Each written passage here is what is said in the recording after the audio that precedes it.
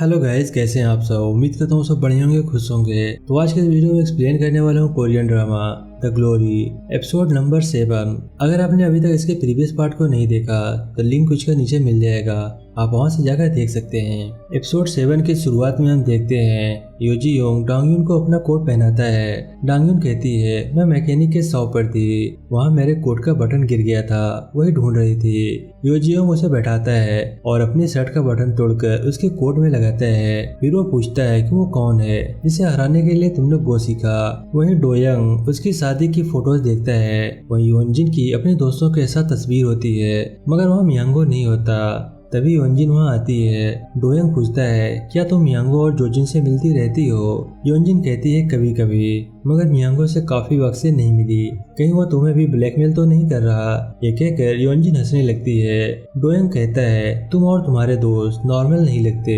मियांगो का नाम सुनते ही ब्लैकमेलिंग का पूछ रही हो। ये कहकर वो वहाँ से चला जाता है। अब रात के वक्त योनजिन डोयंग के कार का लोकेशन चेक करती है और उसे पता चलता है वो जेजुन से मिलने गया था। वही डोंगयुन योजियोंग को बताती है कि डोयंग योनजिन का हस्बैंड है। योजियोंग कहता है, वो क्यों, उससे क्या मतलब है? डोंगयुन कहती है, जिस दिन मेरा बदला पूरा होगा मैं चाहती हूँ उसके पास कोई ना रहे, न दोस्त, न पेरेंट और न ही बेटी और न ही उसका पति।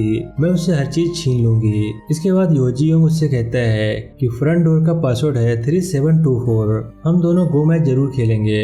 मैं चाल चलूंगा और तुम्हें जब वक्त मिले तब तुम आना और अपनी चाल चलकर चली जाना।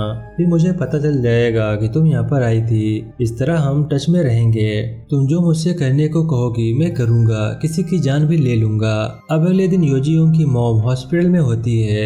तभी स्टाफ उसे कुछ लेटर लेकर देती है, जिसमें से वो एक लेटर देखती है और देखकर बहुत डर जाती है। हम देखते हैं एक पेशेंट ने हॉस्पिटल के डायरेक्टर का मर्डर कर दिया होता है और डायरेक्टर योजियोंग का पिता होता है। वो लेटर खोलकर पढ़ती है, जिसमें वो आदमी योजियोंग को उसके पिता के बारे में कहता है कि उसने कैसे उसका मर्डर किया था। ये देखकर वो बहुत गुस्सा हो जाती है और रात के वक्त योजियोंग उस आदमी को मारने का सोच रहा होता है जिसने उसके पिता का मर्डर किया है। वो सब इसकी इमेजिनेशन होती है। अब अगले दिन डोंगयुन चर्च में बैठी होती है। तभी सारा वहाँ आती है। वो उसे पैसों से भरा हुआ बैग देती है। डोंगयुन पैसे चेक करती है और बैग लेने के बाद सारा से कहती है, मैं चाहती हूँ कि तुम मरने के बाद स्वर्ग में जाओ, क्योंकि जीते जी मैं तुम्हारी जिंदगी नर्क बना दूंगी। सारा कहती है, हमारे भी सब कुछ खत्म हो गया है, मैंने तुम्हें पैसे दे दिए हैं। वो बहुत गुस्सा हो जाती है। डोंगयुन बिना कुछ कहे वहाँ से चली जाती है। फिर वो सुहा के पास जाती है और उसे एक टेस्ट करने को कहती है। वो कहती है, मैं तुम्हें पढ़ने अब्रॉड भेज रही हूँ। सुहा कहती है, कैसे भेजोगी, झूठ क्यों बोल रही हो, क्या आपके पास बहुत सारे पैसे हैं? डोंगयुन कहती है, हाँ, अभी अभी मिले हैं। वहीं डोयंग योसेल के साथ होता है। उससे कहता है, तुमने बहुत अच्छा खेला, मगर वो पिंक सॉक वाला सही से नहीं खेला था। योसेल उसे किसी और लड़के के बारे में बताने लगती है जिसने ब्लैक सॉक्स पहने होते हैं। डोयंग को शक होने लगता है पर वो ज्यादा ध्यान नहीं देता। फिर योसेल उसे बताती है, अगले हफ्ते मेरा ओपन हाउस है, सिर्फ पापा को बुलाया है। डोयंग कहता है, मैं जरूर आऊंगा। फिर वो योसेल से पूछता है, तुम्हारी न्यू क्लास टीचर तुम्हारी मॉम को पसंद नहीं है, क्या वो तुम्हें भी बुरी लगती है? योसेल कहती है, वो तो मम्मी की फ्रेंड है, वो दोनों साथ में स्कूल में पढ़ते थे। अब वहीं जेजुन हेजियोंग के साथ होता है। हेजियोंग अपनी शादी का कपड़ा ले रही होती है। वहाँ हेजियोंग उससे कहती है कि डोयंग तुम्हारे पास आया था, क्या तुम्हारा और योनजिन के अफेयर के बारे में उसे पता चल गया? जेजुन कहता है, अगर ऐसा हुआ भी है तो तुम्हारा कोई चांस नहीं है, इसीलिए औकात में रहो और अपनी शादी कर लो। ये कहकर वो वहाँ से चला जाता है। अब घर आकर हेजियोंग वही फोटो को देखकर परेशान होती है, मगर फिर वो अपने रिंग को देखने लगती है और कहती है, मैं इस शादी से खुश रहूंगी। वहीं योनजिन जेजुन को उसके घर ढूंढने आती है, मगर वो वहाँ पर नहीं होता।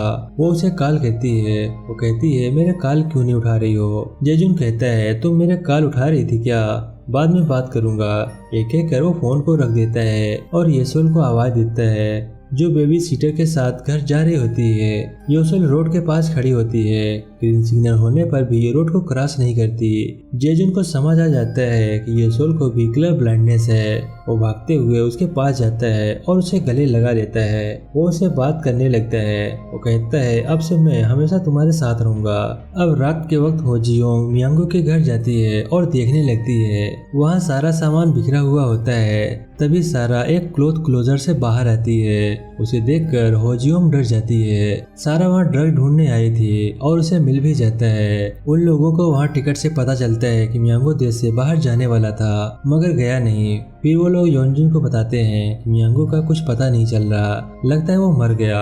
योनजिन कहती है तुम मुझे क्यों बता रही हो, पुलिस को बताओ। हेजियोंग कहती है कि मेरी शादी है, मैं क्यों पुलिस के चक्कर मारूं। वो पूछती है क्या वो तुम दोनों को कॉल किया था 19 या 20 तारीख को।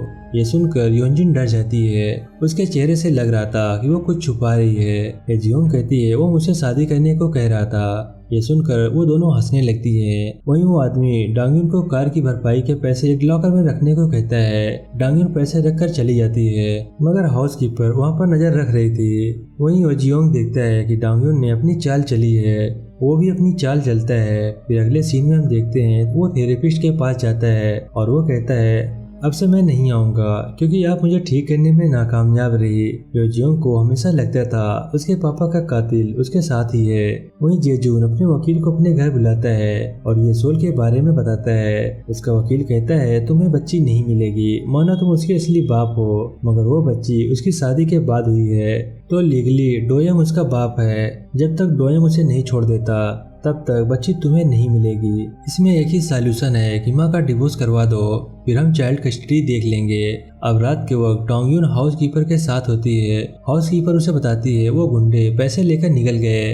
उनका पीछा करने पर हमें पता चला कि वो लोग योनजिन की माँ के दोस्त से मिले थे, ये सब मिले हुए हैं। डांगयुन कहती है मुझे लगता है ये सब योनजिन के आदमी हैं और उन्होंने ही मियांगो को गायब कर दिया है। लगता है वो योनजिन से मिलने गया था, इसके बाद ही वो गायब हुआ है। डांगयुन को याद आता है उसने मियांगो को बताया था कि सोही का खून योनजिन ने ही किया था। ये सुनकर मियांगो बहुत खुश हो जाता है क्योंकि अब उसे बहुत सारे पैसे मिलेंगे। डांगयुन उसे कहती है जब तुम उससे मिलना तो हमें बताना, मुझे उसका कन्फेशन चाहिए। वो कहता है अगर मियांगो ने उसे पैसे दिए हैं तो शायद कन्फेशन भी लिया होगा। उसने कहा था वो सारी बातें रिकॉर्ड करेगा, मैं सोशल मीडिया पर वो कन्फेशन डालकर उसे बर्बाद कर दूंगी, मुझे उसे ढूंढना होगा। अब अगले दिन होजियोंग अपने मदर इन लॉ को अपनी मेडिकल सर्टिफिकेट देती है। उसकी मदर इन लॉ कहती है मैं देख लूंगी। तभी वो भागते हुए जाती है और कहती है मिस मून आप कैसी हो। वहाँ डांगयुन होती है, वो उसकी मदर इन लॉ को पहले से ही जानती थी। उसे देखकर होजियोंग बहुत हैरान हो जाती है, वो कुछ कह नहीं पाती।